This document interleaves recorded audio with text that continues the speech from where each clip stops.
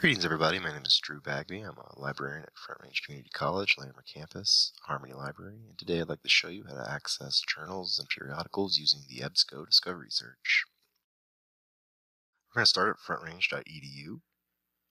If you're an FRCC student, you're familiar with this website. We'll click on the Student Experience drop-down menu and the link to the libraries. This is the FRCC Libraries information page, giving you an idea of what we do, and also giving you links to the individual campus library websites. I'm going to click on Larimer Campus, Harmony Library, and at the very top you'll see the Larimer Discovery Search, that is also known as the Ebsco Discovery Search. If you're looking for a journal or a periodical, you can simply type in the name of the journal or the subject. You'll log in using your S number and the passwords you have created for your eWolf login. And from here, we should be taken to the results that show us at the very top the publication ecology.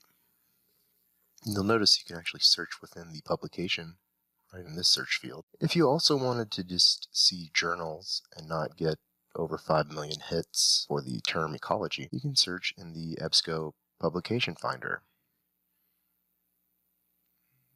The principles are the same. You'll simply type the name of the journal or the subject you're looking for. You can search by the alphabetical search bar or by subject. You can browse subjects, browse databases, but it's as simple as typing in a keyword. You'll notice there's 3,903 results, but at the very top, the journal I was looking for, Nature by Springer, is right here. If you click on the record, you'll scroll down. You can see how to get full text access and which databases in our collection have access to this journal.